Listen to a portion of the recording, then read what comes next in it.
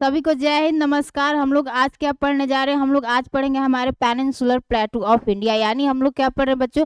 हम लोग physiography of India को स्टार्ट किए हैं। यानी हमारे भारत के जो भौतिक प्रदेश है उसको पढ़ना हम लोगों ने स्टार्ट किया, जिसमें से हम लोगों ने क्या क्या पढ़ लिया? हमारे हिमालय को पढ़ लिया, और हमारा दूसरा क्या हम लोगों ने पढ़े? Northern plain of India. अब हमारा जो तीसरा डिवीजन होगा, यानी फिजियोग्राफी ऑफ इंडिया में जो हम बोल सकते हैं कि तीसरा डिवीजन होगा, वो क्या होगा? हमारा पेनिनसुलर प्लेटू ऑफ इंडिया। देखो आपको हमने क्या क्या पढ़ा दिया, वो चीजें हम आपको क्या कर दे रहे, एक बार रिवीजन करा दे रहे। ठीक है, हमने आपको क्या क्या पढ़ा दिया। तो पहले आपको भारत का मैप बनाना है। ठीक है, चीजें हमने क्या क्या पढ़ लिया उसको एक बार मैं क्या कर दे रही हूँ, रिकॉल करा दे रही हूँ। ठीक है, आज हम लोग का क्या टॉपिक होगा? पेनिनसुलर प्लेटू ऑफ इंडिया, यानी भारत के प्रायद्वीपीय पठार। हम लोगों ने क्या पढ़ लिया? हम लोग अपने हिमालय को पढ़ लिया, इसको क्या बोलते हैं? काराकोरम, इसको लद्दाख, इसको जास्कर। फिर हमारा यहाँ से क्या स्टार्ट होता है?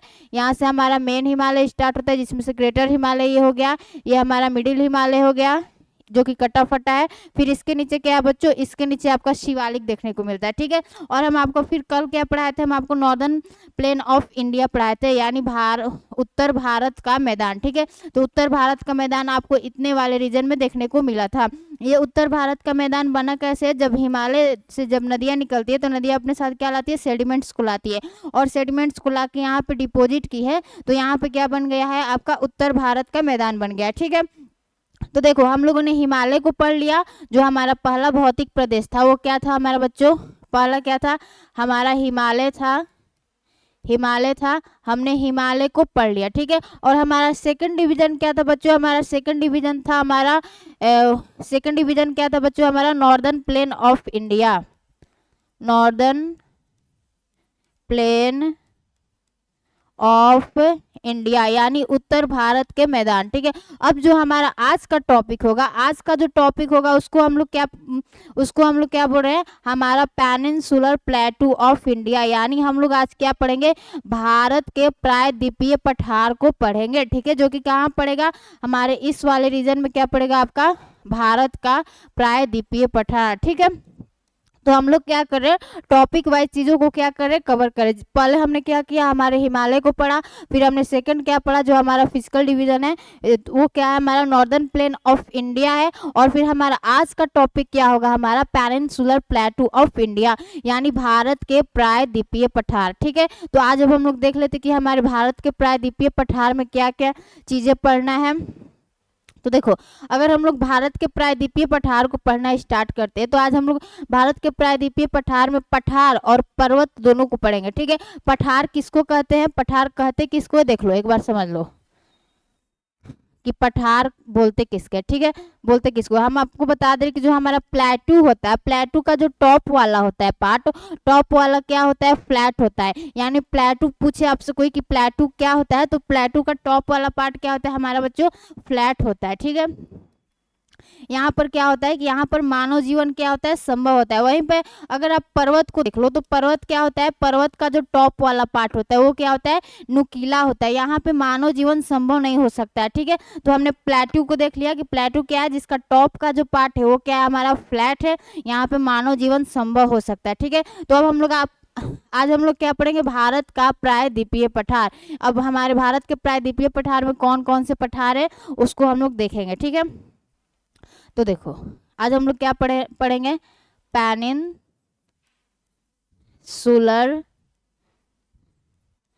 प्लेट्यू ऑफ इंडिया, यानी भारत का प्रायद्वीपीय पठार। ठीक है, तो देख लीजिए इसके लोकेशन को, देख लीजिए कि ये जो अगर हम बोले कि जो हमारा भारत का प्रायद्वीपीय पठार है, देखो एक बार मैप में देख लो।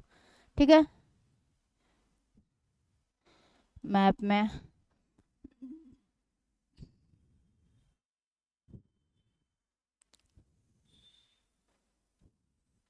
ये क्या हो गई? हमारी इंडिया की मैप हो गई।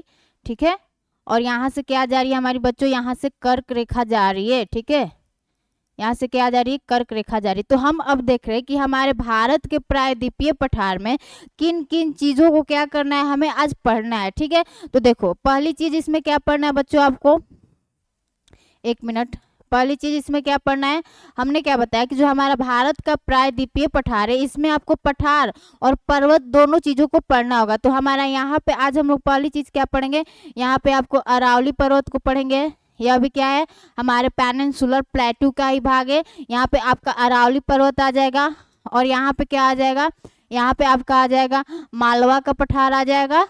ठीक है, इन सबको डिटेल में बताएंगे, लेकिन आप एक बार मतलब चीज़ों को मतलब बोल सकते हैं कि मैप में देख लिया करो कि ये हमारा अरावली श्रेणी कहाँ है, ये मालवा का पठार है। फिर आपको आगे क्या पढ़ना है, फिर आपको बुंदेलखंड का पठार पढ़ना है। फिर आपको आगे क्या पढ़ना है, फिर बघेलखंड का पठार पढ़ना है। फिर आपको आगे क्या पढ़ना है, फिर आपको आगे छोटा नागपुर का पठार पढ़ना है, छोटा नागपुर का पठार।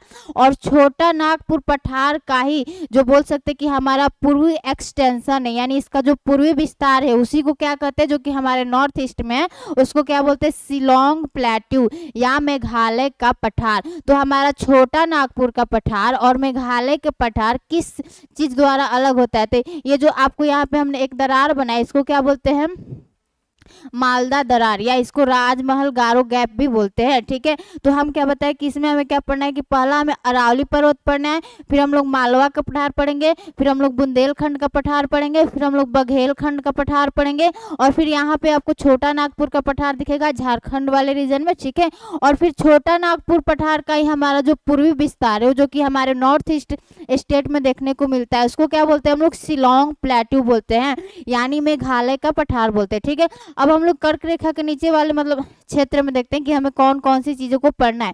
यहाँ पे आपको विंध्य श्रेणी दिखेगी, यहाँ पे क्या आपको दिखेगी, विंध्य श्रेणी दिखेगी। हमने पहले ही आपको बता दिया था कि हमारे प्लेट्यू में यानी पेनिनसुलर प्लेट्यू ऑफ इंडिया में यानी भारत के प्रायद्वीपीय पठार में हम लोग पर्वत और पठार दोनों को पढ़ेंगे। तो ठीक है, इसमें आपको विंध्य श्रेणी भी पढ़ना है। और विंध्य के नीचे फिर क्या आपको दिखेगा, सतपुड़ा की पहाड़ी। फिर ठीक है, और फिर यहाँ पे आपको दिखेगा दक्कन प्लेटू, हमारे इतने वाले रीजन में क्या फैला है, हमारा दक्कन का पठार फैला है। इसको क्या बोलते हैं, दक्कन प्लेट्यू। इसको बच्चों क्या बोलते हैं, इसको बोलते हैं Deccan plateau, Deccan plateau.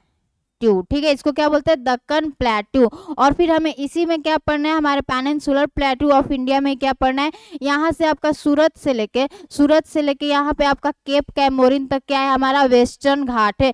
Western घाट से क्वेश्चन बहुत बोल सकते हैं कि पूछे जाते हैं, तो हम लोग वेस्टर्न घाट को क्या करेंगे, बहुत ही अच्छे से पढ़ेंगे। आप अगर यूपीएससी का प्रीवियस ईयर क्वेश्चन उठाकर देखोगे तो वहाँ पे देखोगे कि हमारे वेस्टर्न घाट और यहाँ पे हमारा क्या है, ईस्टर्न घाट है। ईस्टर्न घाट से क्या होता है ना कि क्वेश्चन बहुत ज़्यादा पूछे जाते हैं। ठीक है, तो ईस्टर्न घाट को हमने क्या बनाया है, यहाँ पे ईस्टर्न घाट को डिसकंटिन्यूअस बनाया है। क्यों, क्योंकि जो हमारी ईस्टर्न घाट है वो क्या हमारी कटी फटी है। क्यों, क्योंकि इधर हमारी बड़ी बड़ी नदियों का क्या होता है, बहाव होता है, जैसे कृष्णा है, गोदावरी है, महानदी। तो सारी बड़ी बड़ी नदियां क्या की है, इस ईस्टर्न घाट को काटते गए, जिससे कारण क्या हो गया है, यह क्या हो गया बच्चों, यह आपका डिसकंटिन्यूअस हो गया है। तो यह क्या हो गया, हमारा ईस्टर्न घाट हो गया। और ईस्टर्न घाट और वेस्टर्न घाट जिस पर्वत के पास मिलते हैं उसको क्या बोलते हैं, नीलगिरी पर्वत। तो ये आपका क्या हो गया, नीलगिरी माउंटेन हो गया।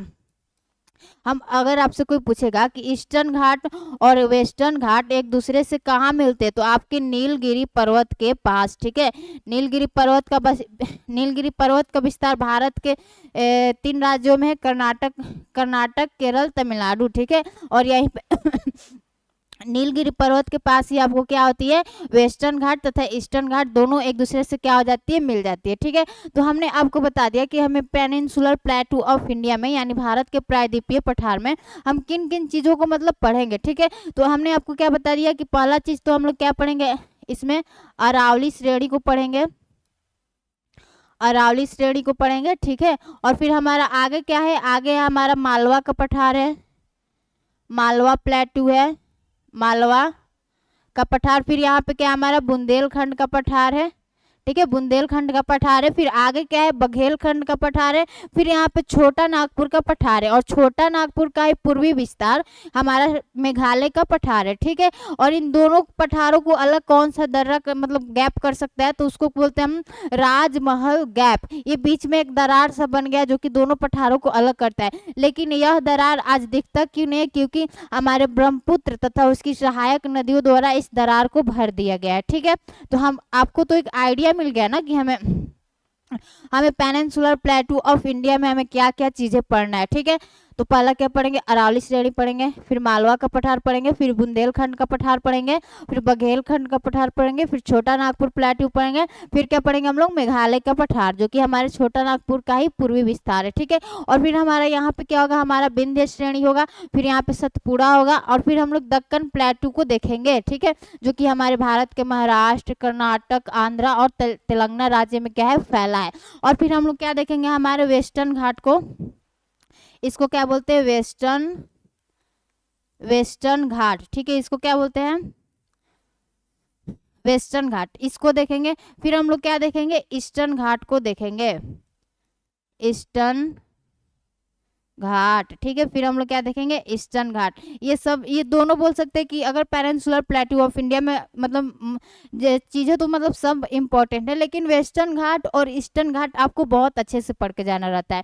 ठीक है, क्योंकि वहां से यहाँ से क्वेश्चन आते हैं। तो अब हम लोग अरावली श्रेणी को पढ़ना स्टार्ट करते हैं, फिर हम लोग मालवा प्लेटू पढ़ेंगे, फिर बुंदेलखंड। तो देखो एक और चीज हम आपको बता दे रहे हैं कि हमारे भारत के प्रायद्वीपीय पठार को जो नर्मदा नदी है वो दो भागों में बांटती है। देखो, भारत के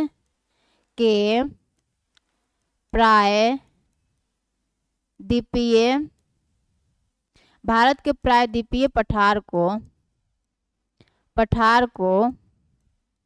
बच्चों नर्मदा नदी कितने भागों में बांटती है, दो भागों में बांटती है। नर्मदा नदी दो भागों में बांटती है। ठीक है, दो भागों में बांटती है। ठीक है, इसको देख लेते हैं मैप में कि कैसे दो भागों में बांट रही है। हम आपको क्या बताएं कि जो हमारा भारत का प्रायद्वीपीय पठार है उसको नर्मदा नदी क्या करती है, दो भागों में बांटती है। तो देख लेते हैं कि इसके ऊपर वाले भाग को क्या कहते हैं और नीचे वाले भाग को क्या कहते हैं। देखो, तो यहाँ पे क्या हो गई, मान लो यहाँ पे क्या है, हमारी इंडिया है, और हम आपसे क्या बता रहे हैं कि जो हमारी भारत की प्रायद्वीपीय पठार है उसको नर्मदा नदी क्या करती है, दो भागों में बांटती है। मान लो यहाँ से क्या आ रही है, नर्मदा नदी जो कि हमारी अमरकंटक के पहाड़ियों से निकलती है। तो हम लोग बोल सकते हैं कि जो भारत के प्रायद्वीपीय पठार को नर्मदा नदी क्या करती है, दो भागों में बांटती है। तो नर्मदा नदी के ऊपर वाले भाग को हम लोग क्या कहते हैं, नर्मदा नदी के ऊपर वाले भाग जो कि पठारी रीजन है उसको क्या बोलते हैं हम लोग, मध्यवर्ती उच्च भूमि, मध्यवर्ती उच्च भूमि, सेंट्रल हाईलैंड। ठीक है, इसको इंग्लिश में क्या बोलेंगे बच्चों, इसको इंग्लिश में बोलेंगे सेंट्रल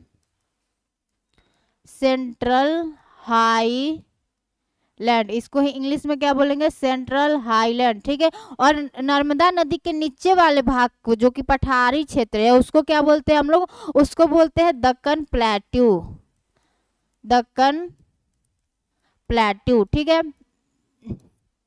तो उसको क्या बोल दिया, दक्कन प्लेट्यू बोल दिया। ठीक है, तो हमने आपको बताया कि जो हमारी नर्मदा नदी है, नर्मदा नदी क्या करती है, हमारे भारत के प्रायद्वीपीय पठार को क्या करती है बच्चों, दो भागों में बांटती है। हमने आपको क्या बताया कि जो हमारी भारत की नर्मदा नदी है वो हमारे भारत के प्रायद्वीपीय पठार को क्या करती है, दो भागों में क्या करती है बच्चों, बांटती है। ठीक है, तो देखो इस नर्मदा नदी के ऊपर वाले भाग को जो कि हमारा क्या है, पठारी क्षेत्र है, उसको क्या बोलते हैं हम लोग, उसको मध्यवर्ती उच्च भूमि बोलते हैं, इंग्लिश में क्या बोलेंगे, सेंट्रल हाईलैंड। और जो हमारा नीचे का दक्कन प्लेट्यू है, यानी जो हमारा नर्मदा नदी के नीचे वाला भाग है उसको क्या बोलते हैं, दक्कन प्लेट्यू बोलते हैं। तो अब हम लोग देख लेते हैं कि हमारे इस ऊपर वाले भाग में यानी मध्यवर्ती उच्च भूमि में हम लोग किन किन पठारों को पढ़ेंगे। ठीक है, तो देखो अगर हम लोग पेनिनसुलर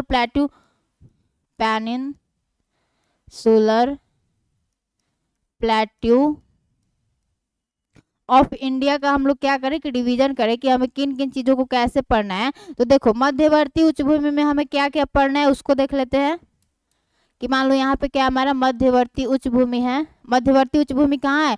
जो कि हमारे नर्मदा नदी के ऊपर वाला क्षेत्र है। ठीक है, मध्यवर्ती उच्च भूमि। इसमें हमें क्या क्या चीजें पढ़ना है देखो, तो इसमें हमें क्या क्या पढ़ना है। इसमें तो सबसे पहले हमें पढ़ना है, क्या पढ़ना है हमें, आपको पढ़ना होगा अरावली श्रेणी। अरावली श्रेणी हम लोग पढ़ेंगे, अरावली श्रेणी पढ़ेंगे। फिर हम लोग क्या पढ़ेंगे, फिर हम लोग मालवा का पठार पढ़ेंगे, फिर मालवा का पठार पढ़ेंगे। ठीक है, फिर मालवा का पठार पढ़ेंगे। फिर हम लोग क्या पढ़ेंगे, विंध्य श्रेणी को पढ़ेंगे। फिर क्या पढ़ेंगे, विंध्य श्रेणी को पढ़ेंगे। फिर क्या पढ़ेंगे बच्चों, फिर हम लोग पढ़ेंगे विंध्य श्रेणी। विंध्य श्रेणी हम आपको बता रहे कि हमारी मध्यवर्ती उच्च भूमि में, जो कि हमारे नर्मदा नदी के ऊपर वाला क्षेत्र है, उसमें हम लोग किन किन पठारों को पढ़ेंगे। ठीक है, तो इसमें हमारा पहला क्या हम लोग पढ़ेंगे, अरावली श्रेणी पढ़ेंगे। फिर मालवा का पठार पढ़ेंगे। फिर हम लोग क्या पढ़ेंगे विंध्य श्रेणी को पढ़ेंगे। फिर क्या पढ़ेंगे, विंध्य श्रेणी पढ़ेंगे। फिर आपको सतपुरा रेंज पढ़ेंगे, सतपुरा रेंज। ठीक है, और फिर क्या हम लोग पढ़ेंगे, बुंदेलखंड का पठार पढ़ेंगे। फिर क्या पढ़ेंगे, बुंदेलखंड का पठार, बुंदेलखंड प्लेटू। ठीक है, और फिर क्या पढ़ेंगे हम लोग, बघेलखंड का पठार पढ़ेंगे। फिर क्या पढ़ेंगे, बघेलखंड का पठार। ठीक है, तो हम लोग मध्यवर्ती उच्च भूमि में तो क्या करेंगे, हम लोग मध्यवर्ती उच्च भूमि में तो इतनी चीजों को हम लोग क्या करेंगे, पढ़ेंगे। पहला क्या पढ़ेंगे, अरावली श्रेणी पढ़ेंगे। फिर क्या पढ़ेंगे, मालवा का पठार पढ़ेंगे। फिर क्या पढ़ेंगे, विंध्य श्रेणी पढ़ेंगे। फिर क्या पढ़ेंगे हम लोग, सतपुरा रेंज को पढ़ेंगे। फिर बुंदेलखंड का पठार, फिर बघेलखंड का पठार पढ़ेंगे। ठीक है, देखो, तो हम लोगों ने मध्यवर्ती उच्च भूमि में तो इतना चीजों को पढ़ लिया। अब हमें दक्कन प्लेट्यू में क्या क्या चीजों को पढ़ना है। यहाँ पे अगर हम लिख दे दक्कन प्लेट्यू, तो दक्कन प्लेट्यू में हम लोग क्या क्या पढ़ेंगे देखो, तो दक्कन प्लेट्यू में आपको क्या पढ़ना है बच्चों, दक्कन प्लेट्यू में आपको सबसे पहले पढ़ना है महाराष्ट्र का पठार। सबसे पहले क्या पढ़ना है आपको, महाराष्ट्र का पठार, महाराष्ट्र का पठार। ठीक है, महाराष्ट्र का पठार। फिर आपको क्या पढ़ना है, फिर आपको पढ़ना है कर्नाटक का पठार, कर्नाटक का पठार। कर्नाटक के पठार को धारवाड़ का पठार भी बोलते हैं, कर्नाटक का पठार। फिर आपको क्या पढ़ना है, आंध्रा का पठार, आंध्र प्लेट्यू, आंध्र प्लेट्यू। फिर हम लोग क्या पढ़ेंगे, फिर हम लोग पढ़ेंगे तेलंगाना का पठार, तेलंगाना प्लेट्यू। ठीक है, तो हमने तो आपको बता दिया कि हमारे मध्यवर्ती उच्च भूमि में हम लोग किन किन पठारों को पढ़ेंगे, और फिर हमारे दक्कन प्लेट्यू में कौन कौन सा पठार का भाग आ जाएगा, महाराष्ट्र का पठार आ जाएगा, कर्नाटक का पठार आ जाएगा, आंध्रा का पठार आ जाएगा, और फिर तेलंगाना का पठार आ जाएगा। ठीक है, अब हम लोग देख लेते हैं कि हमारे जो पूर्वी पठार है, पूर्वी पठार में हम लोग किन किन चीजों को पढ़ेंगे। देखो, तो जो हमारा पूर्वी पठार है उसमें भी क्या हमें चीजों को कुछ कुछ पढ़ना है। देखो, तो एक इसका और क्या कर लेते हैं, डिवीजन ले लेते हैं। क्या है, पूर्वी पठार, पूर्वी पठार। तो देखो, पूर्वी पठार में हम लोग क्या क्या पढ़ेंगे, पूर्वी पठार में आपका दंडाकारण्य का पठार पढ़ेंगे। दंडाकारण्य का पठार आप लोगों ने सुना होगा, दंडाकारण्य का पठार। ठीक है, और फिर हम लोग क्या पढ़ेंगे, फिर हम लोग बच्चों पढ़ेंगे छोटा नागपुर का पठार, छोटा नागपुर का पठार। फिर हम लोग क्या पढ़ेंगे, फिर हम लोग पढ़ेंगे मेघालय का पठार, मेघालय का पठार। फिर हम लोग क्या पढ़ेंगे, हमारे वेस्टर्न घाट को मान लो इसी में पढ़ लेंगे, फिर हम अपने ईस्टर्न घाट को पढ़ लेंगे। ठीक है, तो हमें प्लेट्यू को कैसे कैसे पढ़ना है हमने आपको बता दिया कि सबसे पहले हम लोग मध्यवर्ती उच्च भूमि को पढ़ेंगे, फिर हमारे दक्कन प्लेट्यू में ये सब पठारों को पढ़ेंगे। फिर हमारा जो एक पूर्वी पठार है, पूर्वी पठार में हम लोग क्या पढ़ेंगे, दंडाकारण्य का पठार पढ़ेंगे, छोटा नागपुर का पठार, फिर मेघालय का पठार, और फिर हमारा वेस्टर्न घाट, और फिर ईस्टर्न घाट। तो इन सब पठारों को क्या करेंगे, हम पढ़ते जाएंगे और बहुत मतलब बोल सकते हैं कि जितना अच्छे से मैं समझा सकती हूँ आपको इन चीज़ों को समझाने की कोशिश करूँगी, ठीक है, कि हमारा अरावली श्रेणी क्या है ये सब। मतलब अब देखो, अब हम लोग क्या करते हैं, मध्यवर्ती उच्च भूमि से क्या करते हैं, अपने चीज़ों को पढ़ना स्टार्ट करते हैं, और हम यहाँ पे अरावली श्रेणी को क्या करते हैं, आज स्टार्ट करते हैं, ठीक है। तो देखो हम लोग अब क्या पढ़ रहे हैं बच्चों, आज हमारा क्या होगा, अरावली श्रेणी, जो हमारा मध्यवर्ती उच्च भूमि का जो पहला जो बोल सकते हैं कि हमारा पठार नहीं है, पहाड़ है, ठीक है, अरावली, अरावली श्रेणी, ठीक है, पहला क्या हमारा अरावली श्रेणी। तो इसको अब हम लोग क्या करते हैं, पढ़ना स्टार्ट करते हैं कि अरावली श्रेणी हमारी कैसी पर्वत है और इसका निर्माण कब हुआ है, और यह कैसी पर्वत बन गई है। देखो, तो अरावली पर्वत को सबसे पहले क्या कर लेते हैं, हम लोग बना लेते हैं। मान लो यहाँ पे क्या है, आपकी अरावली पर्वत है, अरावली पर्वत है, और अरावली पर्वत का क्या हो गया, ये हो गया हमारा उत्तरी भाग हो गया, और ये क्या हो गया हमारा अरावली पर्वत का दक्षिणी भाग, ठीक है। तो अब हम लोग अरावली पर्वत के बारे में कुछ क्या करते हैं, चीजों को क्या करते हैं, जानते हैं। यहाँ पे क्या कर लो, पर्वत बना लो। तो देखो, अगर हम बताएं कि जो हमारी अरावली पर्वत है, अरावली पर्वत हम बोल सकते हैं कि हमारी विश्व की, अरावली पर्वत विश्व की हमारी सबसे क्या है, प्राचीनतम हिमालय है। यानी हम बोल सकते हैं कि हमारी अरावली पर्वत जो है हमारी विश्व की सबसे प्राचीनतम वलित पर्वत है। वलित पर्वत का मतलब आपको हमने समझा दिया था कि जब दो प्लेटें आपस में क्या होती है, टकराती है, तो उसके बीच का जो सेडिमेंट्स होता है उसका क्या हो जाता है, हमारा फोल्डिंग स्टार्ट हो जाता है, ठीक है, उसको क्या बोलते हैं हम लोग, वलित पर्वत बोलते हैं। तो हम आपको बता रहे हैं कि जो हमारी अरावली है वह विश्व के प्राचीनतम वलित पर्वतों में से एक थी। यानी यह एक कैसी थी, हमारी ओल्ड फोल्ड माउंटेन थी। यानी कैसी थी, ओल्ड फोल्ड माउंटेन। यानी हमारी अरावली पर्वत कैसी थी, विश्व के प्राचीनतम वलित पर्वतों में से एक थी। और हमने आपको बता दिया कि हमारी वलित पर्वत कैसे होते, यानी फोल्ड माउंटेन कैसे होते। मान लो ये क्या हो गया, हमारा दो प्लेट हो गया, और ये दोनों प्लेट आपस में एक दूसरे की तरफ मूव कर रहे हैं, तो ये क्या करेंगे, जब नीचे से धक्का जाएगा तो ये बीच का सेडिमेंट्स क्या होता है, ऊपर उठने लगता है। तो ऐसे हमारे अरावली का क्या हुआ था, निर्माण हुआ था, ठीक है। तो हमने आपको क्या बताया कि जो हमारी अरावली है वह विश्व के प्राचीनतम वलित पर्वतों में से एक थी।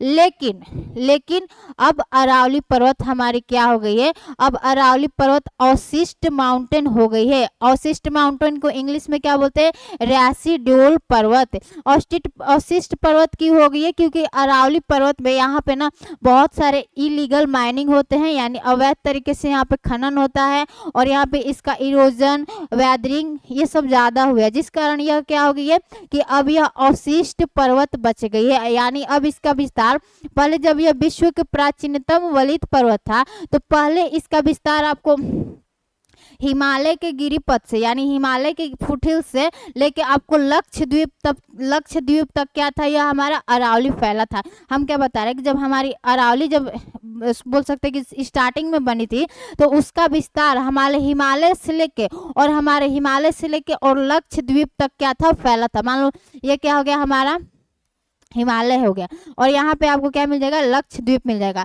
तो हम आपको बता रहे हैं कि जब हमारी अरावली क्या थी, यानी अरावली क्या हमारे विश्व के प्राचीनतम वलित पर्वतों में से एक थी। तो जब यह स्टार्टिंग में इसका बना था तो यह हिमालय से लेके यहाँ लक्षद्वीप तक इतनी क्या थी, लंबी थी। लेकिन यहाँ पर क्या हुआ है कि अरावली पर्वत में यहाँ पे बहुत ज्यादा इलीगल माइनिंग हुआ है, और यहाँ पे इरोजनल एक्टिविटी तथा वेदरिंग होने के कारण यह क्या हो गया है, अब अवशिष्ट पर्वत बच गया है। यानी यह क्या हो गया कि अब इसका केवल विस्तार देखो कितने भारत के राज्यों में है। अब इसका विस्तार, पहले ये एक चीज लिख लो कि अब विश्व के सबसे प्राचीनतम वलित पर्वतों में से एक है। यह विश्व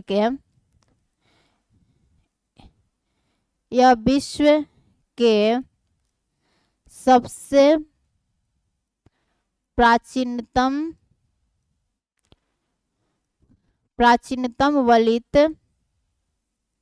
वलित पर्वतों में से एक है। वलित पर्वतों में से एक था, बट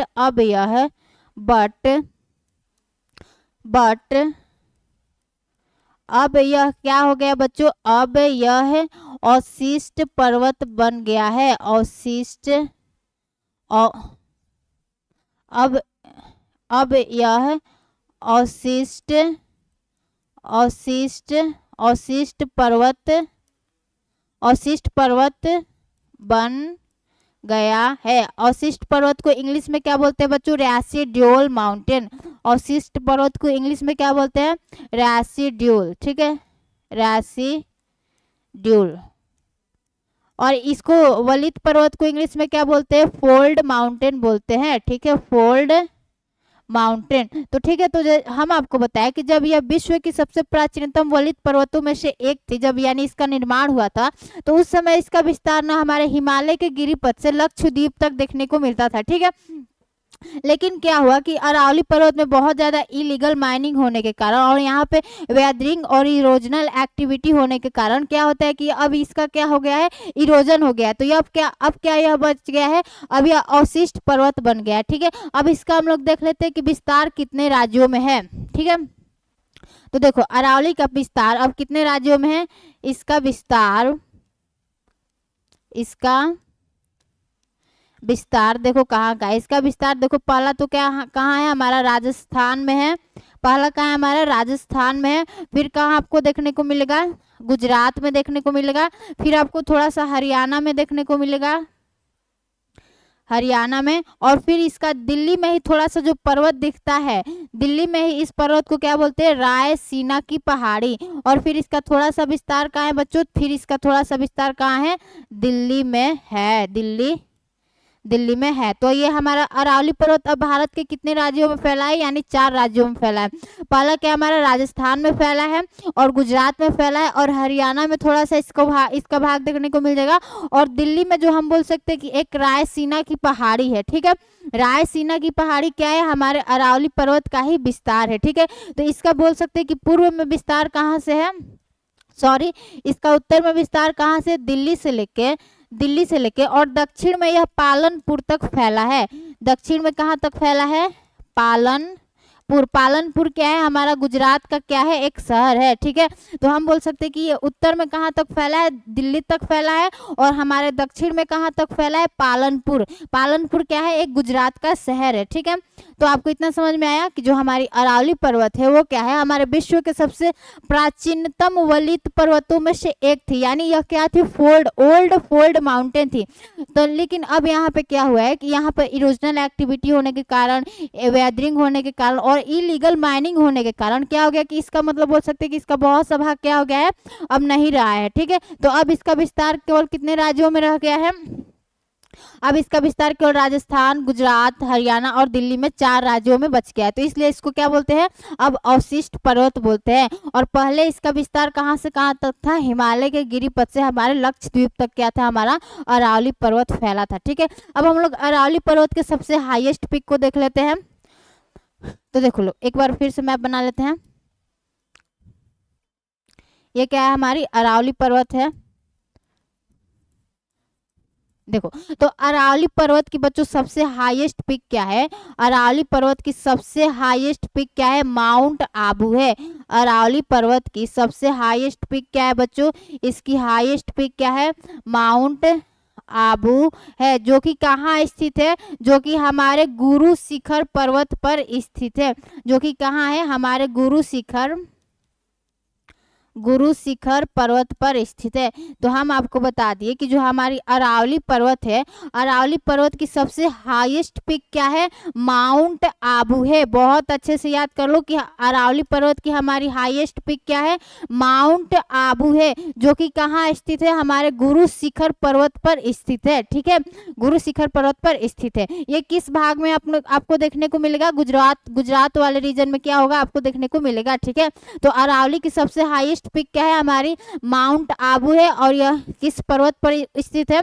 गुरु शिखर पर्वत पर स्थित है। ठीक है, चोटी का मतलब हाईएस्ट पीक का मतलब क्या हुआ कि मान लो यहाँ पे क्या है, हमारी पहाड़ है, पहाड़ है, पहाड़ है, पहाड़, ये लगातार पहाड़ है, लेकिन यहीं पे एक ऊंचा सा मिल जाता है, ऊंचा सा स्थान मिल गया तो इसको क्या बोलेंगे, पिक बोलेंगे। ठीक है, तो यही हमारा जो माउंट आबू है वो कहाँ है, गुरु शिखर पर्वत पर स्थित है। गुरु शिखर पर्वत तो आपको ऐसे दिखेगा, लेकिन जो हमारा माउंट आबू है वह क्या है, हाइट पर स्थित है, इसलिए इसको क्या बोलते हैं, इसकी हाईएस्ट पीक बोलते हैं। ठीक है, तो हमारी अरावली की सबसे हाईएस्ट पीक क्या हो गई, हमारी माउंट आबू हो गई, जो कि कहाँ है, हमारे गुरु शिखर पर्वत पर स्थित है।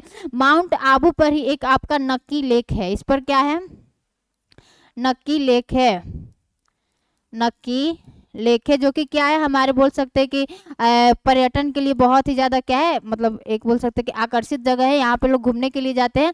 और नक्की लेक कैसा है, हमारा एक आर्टिफिशियल लेक है, कैसा है, आर्टिफिशियल।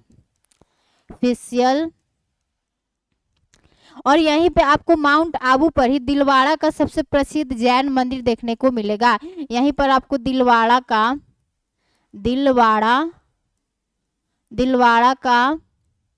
प्रसिद्ध जैन मंदिर देखने को मिलेगा। ठीक है, जैन मंदिर देखने को मिलेगा। ठीक है, तो हम आपको बता दिए कि हमारी अरावली पर्वत की सबसे हाईएस्ट पिक क्या है, माउंट आबू है, जो कि किस पर्वत पर स्थित है, गुरु शिखर पर्वत पर स्थित है। ठीक है, और गुरु शिखर पर्वत पे ही मतलब माउंट आबू पर्वत पे क्या है, एक हमारा नक्की लेक है। नक्की लेक कैसा है, एक आर्टिफिशियल लेक है। और इसी माउंट आबू पर क्या है, हमारा प्रसिद्ध दिलवाड़ा का प्रसिद्ध क्या है, जैन मंदिर स्थित है। तो देखो हम आपको एक बात बता रहे हैं कि जो हमारी अरावली पर्वत है, अरावली पर्वत के ना दक्षिणी भाग में क्या होता है कि धातुई चट्टान अधिक पाए जाते हैं। अरावली पर्वत के दक्षिणी भाग में क्या होता है कि धातुई चट्टान क्या होता है, अधिक पाया जाता है, जिस कारण इसके दक्षिणी भाग का क्या हो गया है, इरोजन ज्यादा नहीं हुआ। अब जहाँ पे कठोर धातु पाई जाएगी उसका इरोजन कम होगा, तो इसलिए क्या होता है ना कि हमारी अरावली की सबसे हाईएस्ट पिक आपको कहाँ देखने को मिलती है, हमारे माउंट आबू जो है वो हमारे अरावली के दक्षिणी भाग में ही क्या होता है, देखने को मिलता है। ठीक है, तो हमने आपको बता दिया कि हमारी अरावली की सबसे हाईएस्ट पिक क्या है, माउंट आबू है, जो कि गुरु शिखर पर्वत पर स्थित है। अब हम लोग देख लेते हैं कि हमारी अरावली से कौन कौन सी नदियों का उद्गम होता है। ठीक है, देखो तो अरावली से आपकी एक इधर से नदी निकलती है, उसको क्या बोलते हैं, उसको क्या बोलते हैं, लूनी रिवर बोलते हैं, उसको लूनी रिवर बोलते हैं। ठीक है, यह क्या है, हमारी लूनी रिवर है, जो कि क्या होती है, कच्छ के रण में जाकर क्या हो जाती है कच्छ के रण में क्या हो जाती है, जाकर विलुप्त हो जाती है। यह क्या हो जाती है, सॉरी, यह कच्छ के रण में क्या हो जाती है, कच्छ के रण में विलुप्त हो जाती है। ठीक है, विलुप्त हो जाती है, यानी यह क्या होती है कि हमारे सागर तक नहीं पहुंच पाती है। ठीक है, तो यहाँ से हमारे अरावली के पश्चिमी भाग से क्या निकल रही है, लूनी रिवर निकल रही है, और अरावली के दक्षिणी भाग से क्या निकलती है, अरावली के दक्षिणी भाग से आपको साबरमती रिवर निकलती है। यहाँ से कौन सी रिवर निकल रही है, साबरमती रिवर। यहाँ से कौन सी नदी निकल रही है बच्चों, यहाँ से साबरमती रिवर निकल रही है, जो कि कहाँ जाकर ड्रेन करती है, यह गल्फ ऑफ खंभात में क्या होती है, जाकर ड्रेन करती है। यह गल्फ ऑफ खंभात में जाकर क्या हो जाती है, गिर जाती है, गल्फ ऑफ खंभात में। ठीक है, गल्फ ऑफ खंभात में क्या होती है, गिर जाती है। तो हमने देखा कि हमारे अरावली पर्वत के पश्चिमी भाग से लूनी रिवर निकल रही है, और अरावली के दक्षिणी भाग से हमारी साबरमती रिवर निकल रही है, और अरावली के पूर्वी भाग से हमारी कौन सी रिवर निकलती है, अरावली के पूर्वी भाग से हमारी बनास रिवर निकलती है। इसका नाम क्या है बच्चों, ये कौन सी रिवर हो गई, हमारी बनास रिवर। बनास रिवर जो कि किस में जाकर फिर मिल जाती है, फिर ये चंबल में जाके मिल जाती है। चंबल यहाँ से मान लो ऐसे जा रही है, ये चंबल होगी, या फिर चंबल में क्या हो जाती है, जाकर मिल जाती है। तो हमने आपको बता दिया कि हमारी अरावली पर्वत से कौन कौन सी नदियां निकलती है। इसके पश्चिमी भाग से लूनी रिवर निकलती है, इसके पूर्वी भाग से बनास रिवर निकलती है, जो कि क्या है, चंबल की सहायक नदी है, और फिर यहाँ पे हमारे इसके दक्षिणी भाग से साबरमती रिवर निकलती है, जो कि हमारे गल्फ ऑफ खंभात में क्या करती है, ड्रेन करती है। ठीक है, तो अरावली पर्वत के बारे में आप लोगों ने क्या कर लिया, इतना चीजों को जान लिया। ठीक है, देख लो हम लोग क्या पढ़ लिया, हम लोग यहाँ पे क्या कर लिए, अरावली पर्वत को क्या कर लिए, पढ़ लिए। अब हमारा अगला पठार क्या होगा, हमारा अगला पठार होगा मालवा का पठार। ठीक है, अगला पठार क्या होगा हमारा, अगला पठार क्या होगा हमारा, मालवा का पठार। देखो तो अब हम लोग क्या देखते हैं, मालवा का पठार। यहाँ पे एक बार मैप बना लेते हैं। हम लोगों ने अरावली श्रेणी को क्या कर लिया, देख लिया। यहाँ पे क्या थी, हमारी अरावली श्रेणी थी। अब हम लोग क्या देख रहे हैं, हम लोग अपने मालवा के पठार को देख रहे हैं। ठीक है, मालवा का पठार आपको लोकेशन आपको दिख गया कि कहाँ पे है स्थित, यहाँ पे स्थित है। ठीक है, तो क्या देख रहे हैं हम लोग, अब हम लोग देखेंगे अपने मालवा के पठार को। देखो तो क्या है हमारा मालवा प्लेटू। ठीक है, क्या है अब हमारा मालवा का पठार। ठीक है, तो देखो अब हम लोग क्या करते हैं, मालवा के पठार को पढ़ना स्टार्ट करते हैं। मालवा प्लेटू।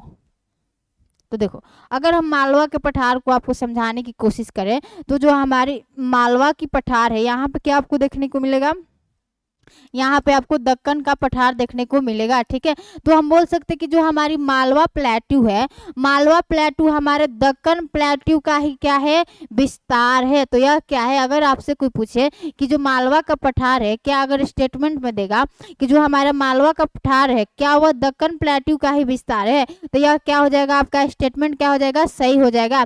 तो यह जो हमारा मालवा का पठार है वह किसका विस्तार है, यह दक्कन प्लेटू का क्या है, विस्तार है।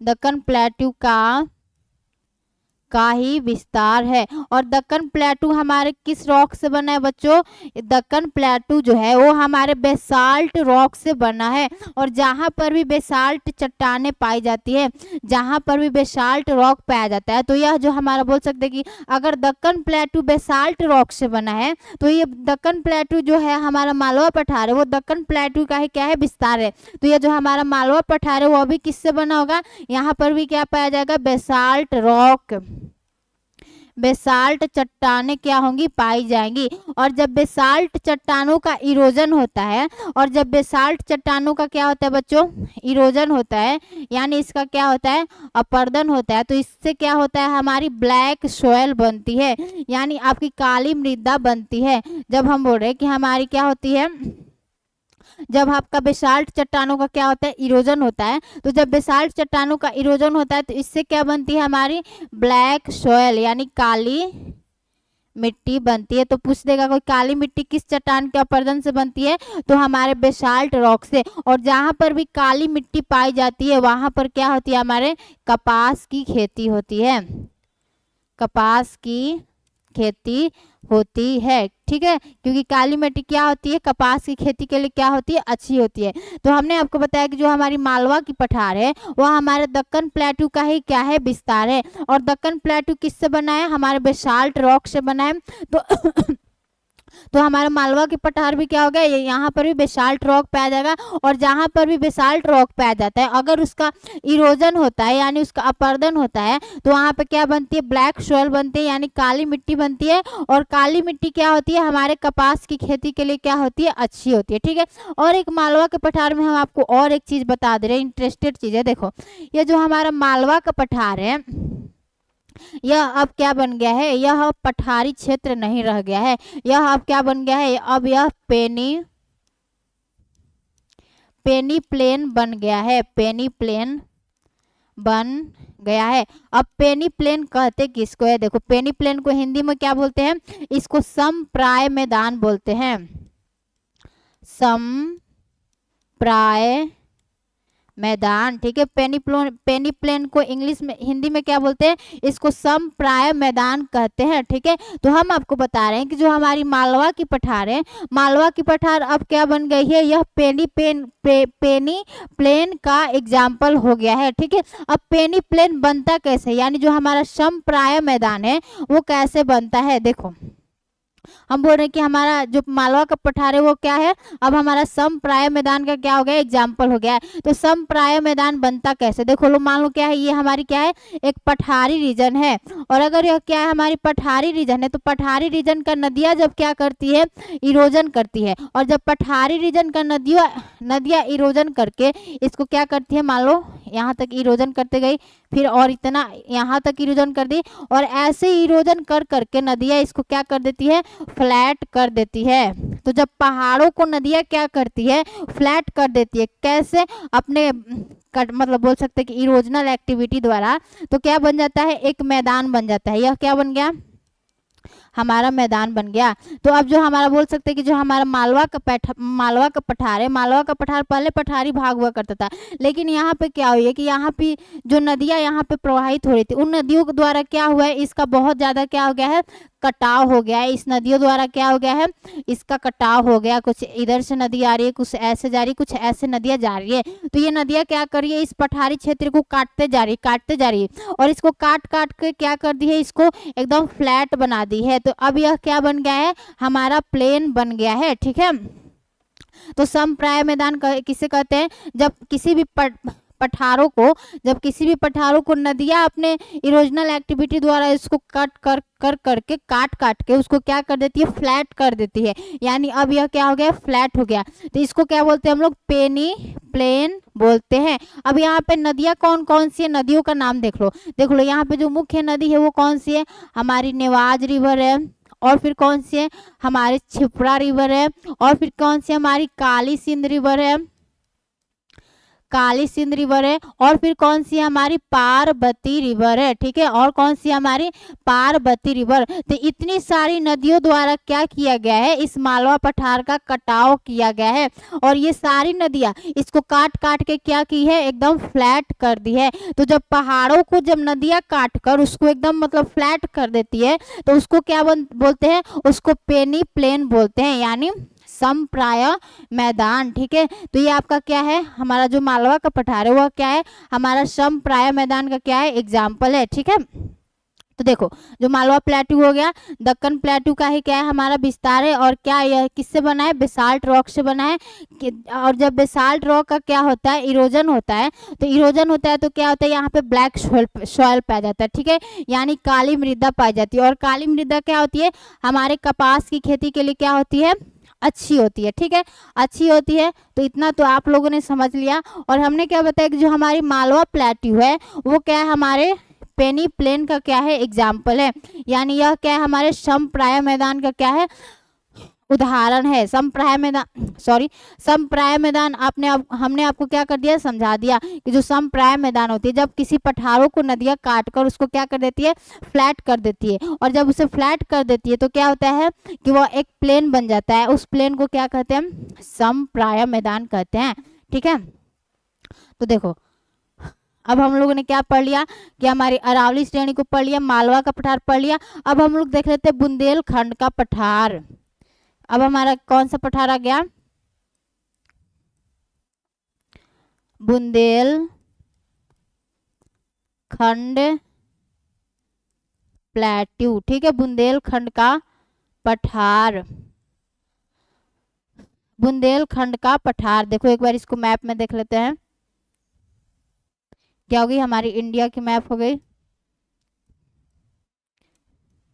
यहाँ से क्या जा रही है, हमारी कर्क रेखा जा रही है। ठीक है, बुंदेलखंड का पठार कहाँ है आपका, यहाँ पे क्या हमारी अरावली श्रेणी है, यहाँ पे मालवा का पठार है, यहाँ पे क्या आपको बुंदेलखंड का पठार देखने को मिलेगा। ठीक है, तो देखो अगर हम आपको बुंदेलखंड के पठार के बारे में कुछ बताएं, तो जो हमारा बुंदेलखंड का पठार है वो हमारे यूपी तथा एमपी के 7 जिलों में क्या है, फैला है। जो हमारा बुंदेलखंड का पठार है यह यूपी तथा एमपी के 7 जिलों में फैला है। 7 जिलों में क्या है, फैला है। यानी एमपी के 7 जिलों में और यूपी के 7 जिलों में क्या है, ये हमारा बुंदेलखंड का पठार क्या है, जिलों में फैला है। ठीक है, जिलों में क्या हुआ है, हमारा फैला है। ठीक है, तो हमने आपको बता दिया कि बुंदेलखंड का जो पठार है वह क्या है, हमारे एमपी तथा यूपी के दोनों ही राज्यों में क्या है, हमारे 7 जिलों में क्या है, फैला है। ठीक है, तो आपने बुंदेलखंड के पठार को तो देख लिया। अब जो हमारा बुंदेलखंड का पठार है वह क्या है, हमारे बोल सकते कि कठोर चट्टानों से बना है। यह किससे बना है, हमारा कठोर चट्टानों से क्या है, कठोर चट्टानों से क्या है, बना है। कठोर चट्टानों से बना है, ठीक है। और जब कठोर चट्टानों से बना है तो यहाँ पर बोल सकते हैं कि जो पानी की समस्या होती है, पानी की समस्या आपको क्या होती है, प्राकृतिक रूप से क्या होता है, देखने को मिलता है, ठीक है। तो यहाँ पे जो पानी का समस्या होता है वह क्या होता है, हमारे प्राकृतिक रूप से देखने को मिलता है, ठीक है। क्यों? क्योंकि यह हमारे कठोर चट्टानों से बना है। अगर हम आपको बता दें कि हमारे जमीन की सतह से पानी आता कैसे, देखो अगर हम आपको बताएं कि मान लो यहाँ पे क्या हो गई हमारी हार्ड, मान लो यहाँ पे क्या होगी, हमारी जमीन के सतह के नीचे क्या है, चट्टाने स्थित है, चट्टाने स्थित है, और इस चट्टानों के ऊपर क्या है, हमारा जमीन है। मान लो यहाँ पे क्या हो गया, हमारा जमीन हो गया, ठीक है। यह क्या है, हमारा जमीनी भाग है। इसके ऊपर क्या आपको देखने को मिल रहा है, इसके ऊपर घास है, पेड़ है, ठीक है। इसके ऊपर क्या है, घास है, पेड़ है, पेड़ पौधे हैं, ठीक है। तो ये क्या है हमारा, मान लो ये क्या है, ये क्या है हमारे बच्चों, ये आपका सॉफ्ट रॉक है। मान लो ये क्या है, सॉफ्ट रॉक है, ये भी क्या है हमारा सॉफ्ट रॉक है। अब जब ये सॉफ्ट रॉक है तो जब बारिश होगी, यानी जब बारिश होगी तो क्या होगा कि जब भी बारिश होगा तो क्या होगा ना कि जब भी बारिश का पानी आएगा तो इन सॉफ्ट रॉकों से क्या हो जाएगा, मतलब पार कर जाएगा, यानी सॉफ्ट रॉक इसको क्या कर लेंगे, मतलब खींच लेंगे अपने अंदर, और फिर इसके नीचे क्या हो जाएगा, पानी जमा हो जाएगा। तो जमीन के अंदर क्या हो जाएगा, पानी जमा हो जाएगा। कैसे जमा होगा, जब भी वर्षा होता है तो वर्षा के दौरान क्या होता है कि पानी आया तो पानी अंदर की तरफ, नीचे की तरफ क्या हो गया, पेनिट्रेट कर गया, और नीचे तरफ क्या हो गया, भर गया। और जब आप अंडरग्राउंड यानी ग्राउंड वाटर से पानी निकालते हो, यानी यहाँ पे आप क्या कर दिए, चापाकल लगा के यहाँ पे आप पानी निकाल रहे हो, जब चापाकल से पानी निकालोगे तो यहाँ से क्या होगा, हमारा पानी क्या होगा बच्चों, यहाँ से पानी क्या होगा, जाएगा। और यह कब जा रहा है, जब आपका सॉफ्ट रॉक है तब। और अगर यहीं पे आपका क्या बच्चों हो जाए कि मान लो केस हम दूसरा ले ले रहे हैं, केस क्या कर ले रहे हैं हम लोग, दूसरा ले ले रहे हैं, यहाँ पे मान लो क्या हो जाएगा, देखो केस दूसरा ले लें, और यहाँ पे अगर सॉफ्ट रॉक की जगह यहाँ पे आपको क्या मिल जाए, आपको हार्ड रॉक मिल जाए। और हमारा बुंदेलखंड का पठार किससे बना है, वह हमारे हार्ड रॉक से ही मिलकर बना है, हार्ड रॉक, ठीक है। यहाँ पे क्या है, हार्ड रॉक यानी क्या है, कठोर चट्टान है। और जब यहाँ पे कठोर चट्टान है, और जब यहाँ पे आपका क्या होगा, बारिश होगा, और जब बारिश होगा तो यहाँ पे इसके ऊपर क्या है, इसके ऊपर भी क्या है, घास के मैदाने हैं, कुछ पेड़ पौधे। तो जब यहाँ पे क्या होगा बच्चों, बारिश होगा, तो बारिश के दौरान क्या होगा, मान लो यहाँ पे क्या हो रहा है, बारिश हो रहा है, तो बारिश हुआ ना, तो जब यहाँ पे जो हार्ड रॉक है, हार्ड रॉक के अंदर से हमारा पानी पेनिट्रेट ही नहीं कर पाएगा, यानी यहाँ पर आपका यहाँ इस सतह के नीचे पानी पहुंच ही नहीं पाएगा। और जब पानी नहीं पहुंच पाएगा और यहाँ पे हार्ड रॉक है तो कैसे होगा, हमारे सतह के यानी पृथ्वी सतह के अंदर क्या होता है, पानी की कमी हो जाती है, जिससे आप क्या करते हो कि यहाँ पे अगर आप क्या करते हो, चापाकल लगाकर क्या करते हो, पानी निकालने की कोशिश करते हो, तो यहाँ पे इसके नीचे तो पानी है ही नहीं, तो पानी इसलिए आता नहीं है आपको। तो इसलिए हमारे जो बुंदेलखंड वाला रीजन है वहां पे आपको क्या देखने को मिलता है, वहां पर प्राकृतिक रूप से पानी की समस्या बनी रहती है। क्यों? क्योंकि वो जो हमारा बुंदेलखंड का पठार है वह किससे बना है बच्चों, वो हमारे बोल सकते हैं कि हार्ड रॉक से बना है। और जहां पर भी हार्ड रॉक यानी कठोर चट्टानें पाई जाती है वहां पे आपको पानी थोड़ा बोल सकते हैं कि प्राकृतिक रूप से ही क्या होगा, मतलब पानी की समस्या बनी रहेगी, ठीक है। तो पानी की वहां पे क्या होगी, समस्या बनी रहेगी। अब हम लोग बघेलखंड के पठार को देख लेते हैं। अब हमारा अगला पठार क्या है, बघेलखंड का पठार, बघेलखंड का पठार, ठीक है, बघेलखंड का पठार। तो देखो जो हमारा बघेलखंड का पठार है, यह क्या है, हमारे एमपी तथा यूपी, यह एमपी तथा छत्तीसगढ़ के क्या है, बॉर्डर पर स्थित है। यह एमपी तथा छत्तीसगढ़ के बॉर्डर पर स्थित है। बस इसके बारे में बस इतना ही जान लो कि यह क्या है, हमारे एमपी तथा छत्तीसगढ़ के कहाँ है, बॉर्डर पर स्थित है। तो हमने आपको क्या क्या पढ़ा दिया, एक बार देख लेते हैं।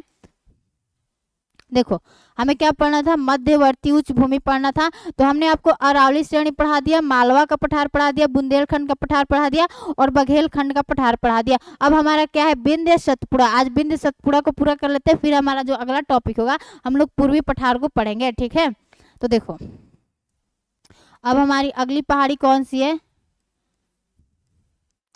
विंध्य श्रेणी। क्या है, विंध्य श्रेणी, ठीक है। अब हम लोग क्या करते हैं, अपने विंध्य श्रेणी को देखना स्टार्ट करते हैं। तो देखो एक बार मैप में हम लोग इसको क्या कर लेते हैं, ड्रॉ कर लेते हैं। ये क्या हमारी, यहाँ पे आपको यहाँ से क्या जा रही है, हमारी कर्क रेखा जा रही है, ठीक है। और कर्क रेखा के नीचे हमारी क्या है, विंध्य श्रेणी है, ठीक है। तो विंध्य श्रेणी का विस्तार पूछता है कि, एक मिनट हम पानी पी लेते हैं।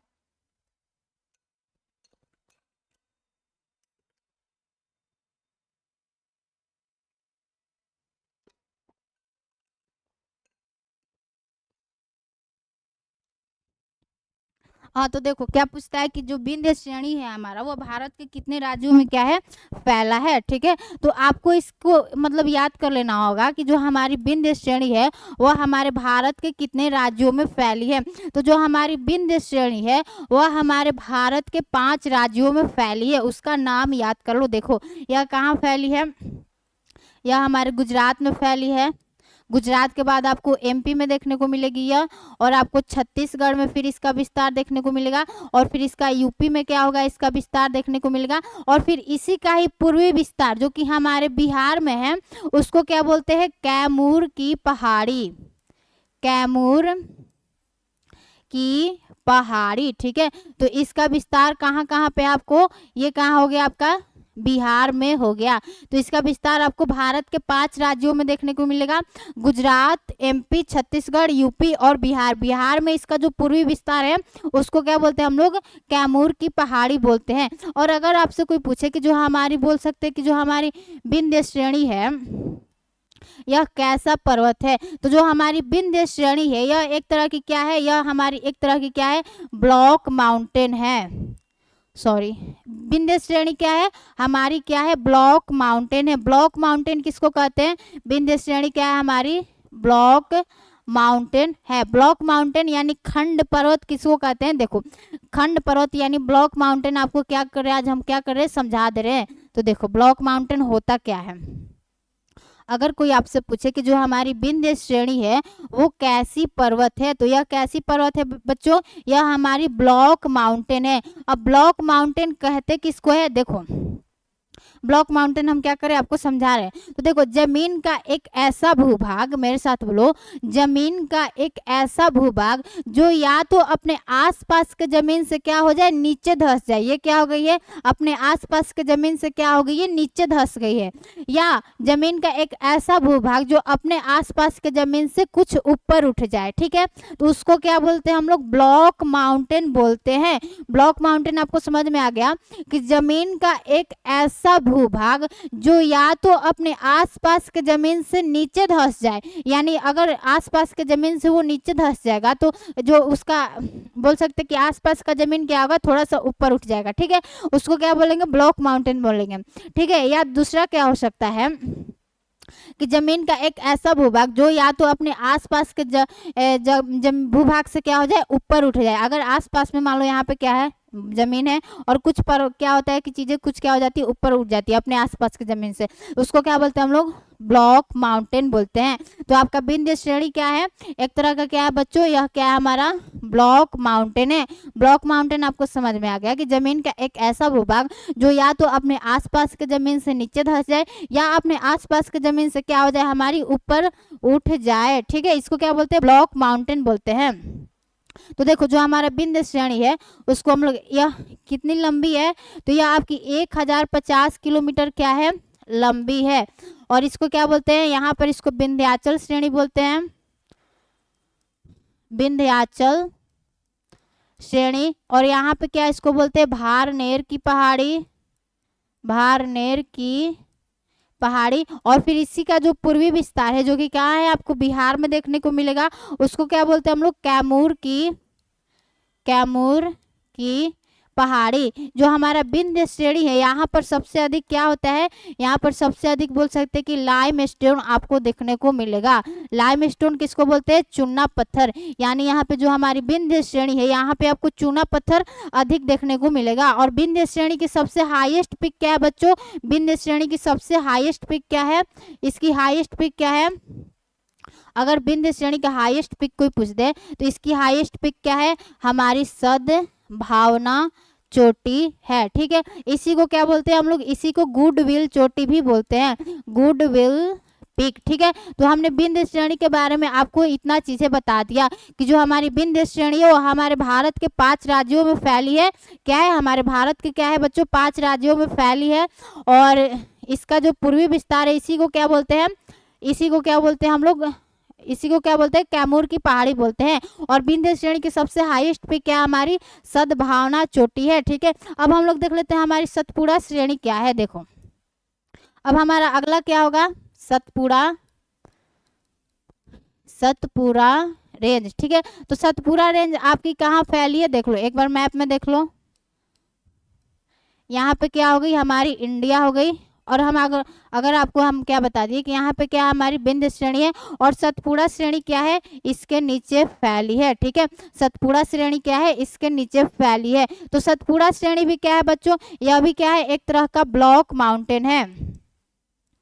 यह भी क्या है, हमारी ब्लॉक माउंटेन है, यानी क्या है, खंड पर्वत है।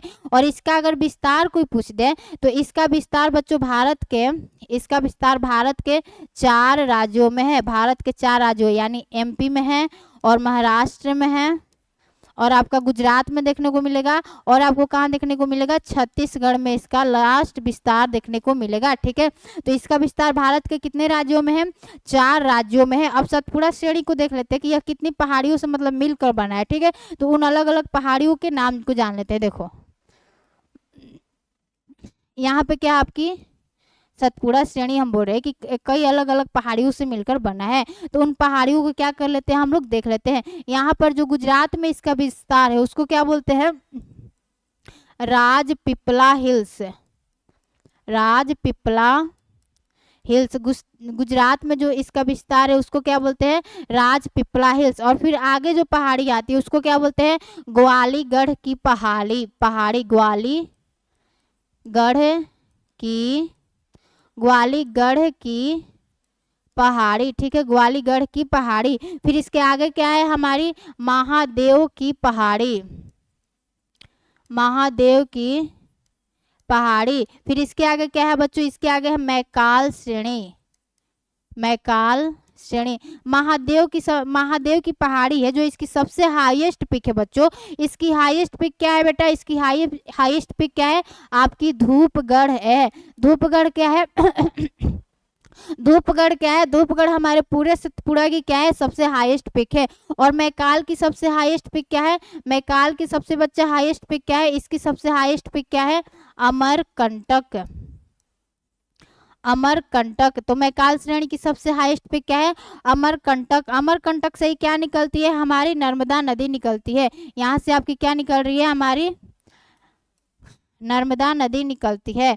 अमरकंटक से ही क्या निकलती है, हमारी नर्मदा नदी निकलती है। और यहीं से क्या निकलती है, हमारी सोन रिवर भी क्या होती है, निकलती है। और ठीक है, यहीं से क्या निकल रही है, हमारी सोन रिवर निकल रही है।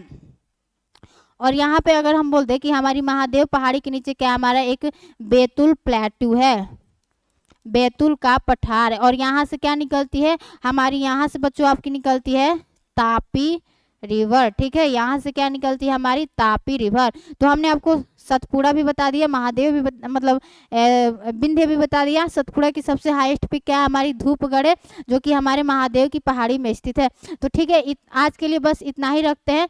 और अगले वीडियो में हम लोग सारे क्या करेंगे, दक्कन प्लेटू को करेंगे और हमारे पूर्वी पठार को करेंगे जिसमें हमारा ईस्टर्न घाट और वेस्टर्न घाट क्या हो जाता है, इंपॉर्टेंट हो जाता है, उसको अच्छे से करेंगे। आज के लिए बस इतना ही रखते हैं। सभी को मिलेंगे अगले क्लास में। सभी को जय हिंद, नमस्कार।